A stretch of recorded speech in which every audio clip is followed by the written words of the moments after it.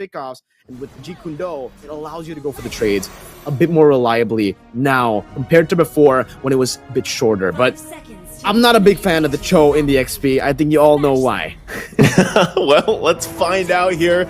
Ladies and gentlemen, it's game number 2. Match point for Indonesia to move forward and advance to qualifying for the WEC in Riyadh. All they need is this one win to move forward. Myanmar, can they extend the series to get to the 3 game? We're going to have to take a look at this exactly because, yeah, like we said, there's a whole lot of purifies here to deal with a lot of the CC that Myanmar has available to them. And look at this, already early rotations happening here for Juno. But, you know, one thing too, I'm not sure if anyone's going to get a kill with this early on with this lineup, but with Ruby DD running, like you said, this kind of new Cho, having that passive, I think it's like 180% is what you get with that bonus attack. But then you have a concussive blast. So I'm wondering how the lineup or how the matchup with even going against a Trizla performs in terms of like the numbers and being able to stay, or is it just purely I'm going to go and try to get some pickoffs, you know, because right now they're just duking it out. And you can see Lutby also went up with the Brave Smite.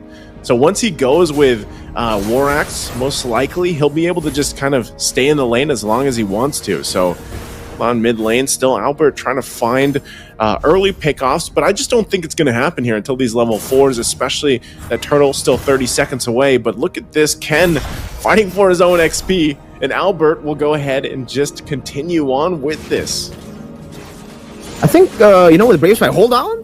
Down below, Lycan Pounce, Juno going to be caught in the spatial migration as well. Does have the Purify to get out, but the damage is certainly there. Juno will have to respect it by backing away. But back to the Brave Smite.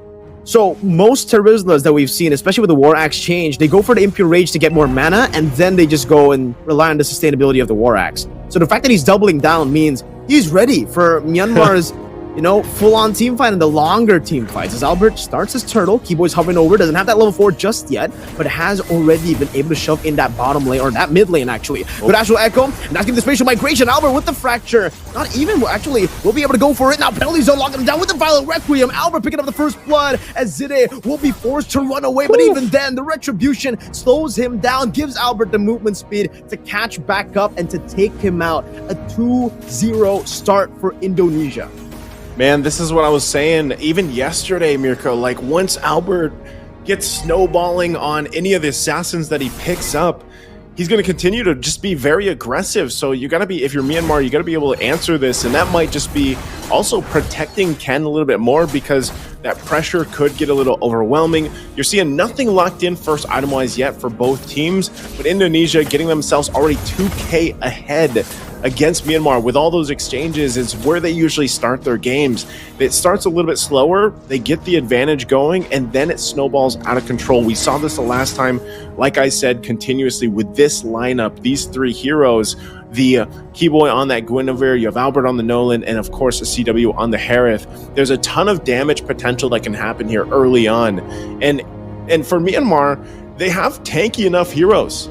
But, you know, that's kind of what they're hoping for, that we're just tanky and durable enough to deal with the burst damage that can come through. I mean, even look at this. Ken. Spatial migration again with the Violent Requiem straight into the Fracture, and Zide will be able to get the Implosion down. Sans, an Implosion as well, not connecting to anyone, but Zide will still be melted down slowly but surely for Albert to pick up a killing spree in the first 3 minutes of the game. Deja vu to game 1 yesterday, or game 2. Yeah. You see what I'm saying, though? Like Myanmar, they drafted this because they're like, I hope we're tanky enough to go and deal with this burst, but it's just showing that they're not. And a lot of that has to do with the way Indonesia is cycling through their CC. And that's whether, and we talked about this extensively in the draft, that Keyboy was probably going to pick up the Guinevere, and I'm surprised that it actually wasn't banned out for the last ban from Myanmar, because it works wonders with this lineup. So now that this turtle's up here, Myanmar, despite them being down already, you know, 3,000-4,000 gold, they do still want to fight for this objective. And as long as they at least, you know, watch out for Keyboy setting up just like that, that's good. They don't get set up, so at least, you know, they avoid it for now, but still they have to win this battle. Echo going to be dropped down too. They get the vision, but still both teams are ready to go for it. It's going to be a full-on fight.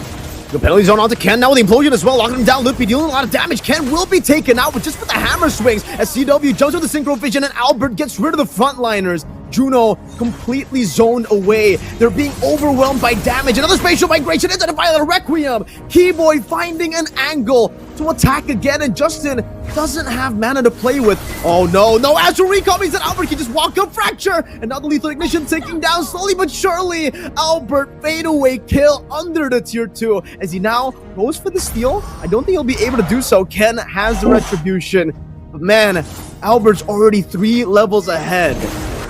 Oh, awesome. We're going to take a look at this replay here on how this kind of unfolded. And like I was saying, you know, Myanmar, I'm surprised they really do want to go and fight for this because, wow, that's all in reverse, by the way. So it's all in reverse, I think. But Dynamics, bro. The dynamics. But, you know, as we saw that unfold, it was Myanmar just choosing to fight for that. And honestly, it didn't work out for them the way they wanted it to. And Albert also, with that whole exchange, now picks up the Sky Piercer.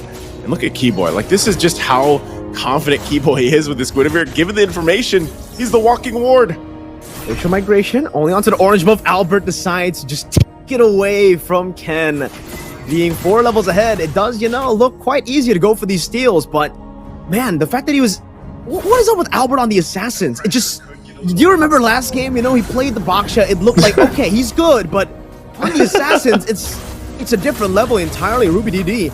Kundo, I don't think you can really even go for this. Lupi going to be able to out-damage Ruby DD. And that's right, Keyboy! Again with the Violet Requiem, locking Justin up as Lupi goes in for the hammer swing. And Keyboy gets out. Albert with Fracture now. CW goes over the spot for Sans again with the implosion steal to corral them together for that collapse. 11-0. And now it's going to be Ruby DD who gets slain by CW. My goodness, just like yesterday. The same thing is happening with this lineup that just has a few changes, but what the heck? Indonesia just pulling forward again. Myanmar, you guys have to understand, Myanmar was basically undefeated in the group stage.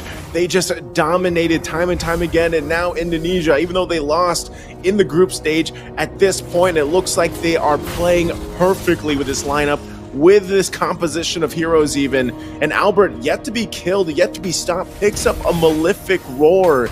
I don't even know what Myanmar can do at this point. They have to somehow, some way allow Juno to get online, and this is exactly why I say, man, I don't like Roger in the gold lane. I'd rather have him in the jungle because it's just so difficult for him to farm up at this point to get the space that he needs to work with. And I mean, you're looking at the disparity in terms of the gold. He's also just very far behind CW right now. He hasn't died, which is great, but look at all the setup potential you have with these heroes, and you have no follow-up. If he enters, if Juno tries to go in, even Lycan pounce in, he's probably going to get blown up before he gets a chance to get a hit off. You know, that's the troubling part about having this Roger in the gold lane. And so now you're forced, hold on. Keyboy going to be locked down. By the way, the Dragon as well, and Keyboy will be locked down by everything in the kitchen sink to get Myanmar their first kill in the game. CW going for the chase though. Options on Force will not be able to fully go for that kill onto Juno, who still has the Purify, but Indonesia wanna utilize this resource advantage now. As Ruby DD walks up again with the Shunpu, it's gonna be Albert walking up, dealing some damage back onto Ken, forcing him to half HP. as Sans deals with them in the back as well, isolating and zoning them away from this tier 2 in the mid lane.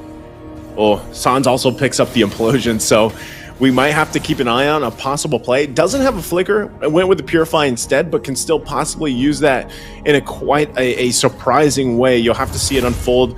Taking a look at the items real quick too, you can see them coming into place already. CW has those 3 items working on the next here. Could be a Holy Crystal next, or just going into even some more penetration, because right now there's just too much damage overloading Myanmar. When they get a pick off with Ruby DD, it's great, but he has to do so much work to get it through. So as they try to defend this tier 2 turret, look at this. Albert's just going to go ahead and start up the Lord. He doesn't need the rest of the team to come here. They can just keep this, you know, Myanmar at bay from even entering their jungle. Ruby DD, like, just trying to make something happen will just get poked down, you know, and that's just Sans. Sans is 0-0 and 10. It's nearly impossible to get the kill on this Valentina. So with that, Myanmar is going to find themselves once again on the defensive, trying to hold on the best they can. For Indonesia, with the tools they have and the fact that Sands has an implosion, they could possibly force this situation in here. And shields are going to be popped already before that Lord even gets there. Holy Crystal just picked up by CW, so the damage is now even further ahead for Indonesia in terms of potential. Myanmar on the defense. A lot of battle spells already back up. Super. Oh, it's gonna be just almost decimated there by the fracture penalty zone on the 3 Lepay. Again with the engage, now he's gonna put Zaman Force onto the back, doing all the damage. Ruby DD will lose his life, and Side as well just gets melted down, completely obliterated under the base turret as Indonesia continue the siege. Now into the top lane. That's gonna be base turret number 2 taken down as Lippy zones them again with some damage on that hammer, swinging it back. Ken going to take a little bit of that. Sans again also goes for the splash. Albert looking for the play. Keyboy again with the spatial migration into the winter crown as he pops into Battle Requiem, but look at Justin, who can't even defend. Juno forced back all the way to the fountain, and Ruby DD spawns back in. But Indonesia, 16-1, have just dominated Myanmar in a clean sweep. Oh